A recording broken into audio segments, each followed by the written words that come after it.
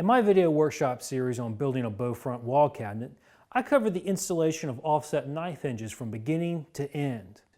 Now I know knife hinges can be a bit intimidating at first glance, but they're actually not that difficult to install. Here, take a look. Now that all the dados are squared up, we can move on and route the mortises for the knife hinges. We'll get started by dry assembling the case and then laying out their locations. Right now we're only doing the mortise for the hinge on the top of the door. The hinge on the bottom of the door goes into a divider, and we'll do that one later. To locate the hinge, the first thing I did was use the washer from the hinge to determine how far the hinge should be from the side of the cabinet. That way the gap between the side of the door and the side of the cabinet is the same there as it is at the top and the bottom of the door. Then I set the hinge in place on the top. Once I had it where I wanted it, I used a marking knife to scribe along the back edge. Then I took the hinge away, put some double stick tape on it, and put it back in place, making sure that the back edge aligned with that mark that I had already made. With the double stick tape holding it in place, I went ahead and scribed all around it with a marking knife.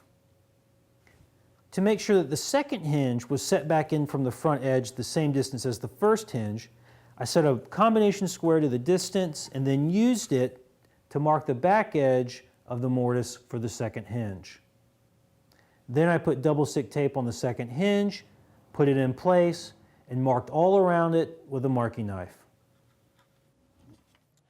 Well, I've laid out the mortise locations in the top, so I'm going to go ahead and disassemble the cabinet and route those, square them up with a chisel. I set the depth of cut directly from one of the hinge leaves, and then I very carefully and delicately route out the mortise freehand.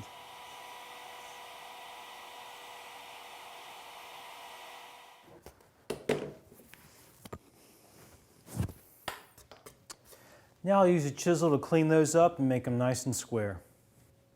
The last thing we need to do is pre-drill for the screws, because you definitely can't do that after the cabinet's glued together. To mark the center of the screw holes in the hinges, I use a nail. Because the top is so thin, I use a shop-made, hand-powered drill to do the pilot holes for the screws.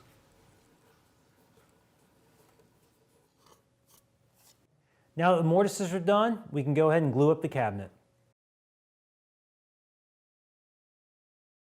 Now the last thing we need to do before we can glue these dividers in is route the mortises for the knife hinges in the top divider. The process for these hinge mortises is just like the ones up top. Layout, route, chisel, drill. All right, the mortises are done and I've even pre-drilled the pilot holes. Now we can glue it all up. Now we're going to route the hinge mortises so we can hang them and finish fitting them. The hinge mortises on the door are done pretty much the same way as those on the cabinet. I use my combination square to lay out the back edge of the mortise, and then I put the hinge on the door, aligning the outside edge with the outside edge of the door. I knife around it, and when I'm done with that, I get out the router and route it.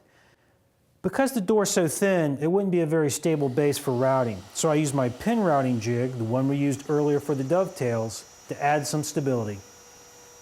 The good news is you don't have to worry about spacing anything with a washer for the door, because the outside edge of the hinge aligns with the outside edge of the door.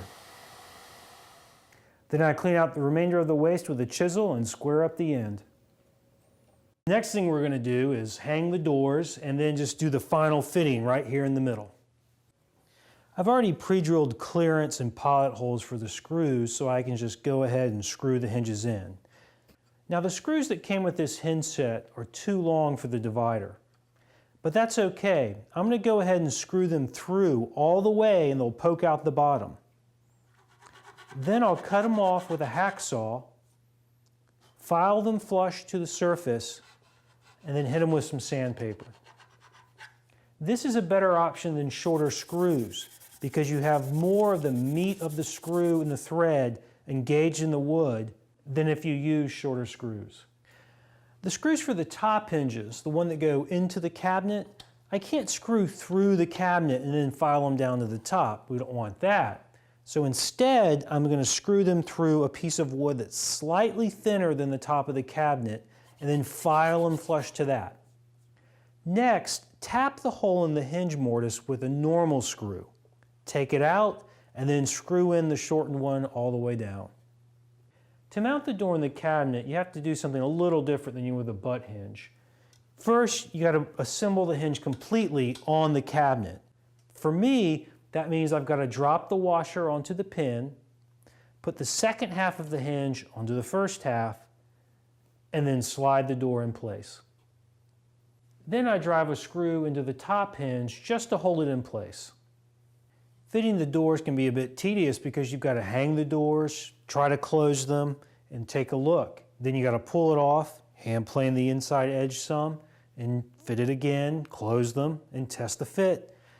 You want to take an equal amount off both doors so that they close in the center. But you know, it all pays off in the end because you have a beautiful pair of doors.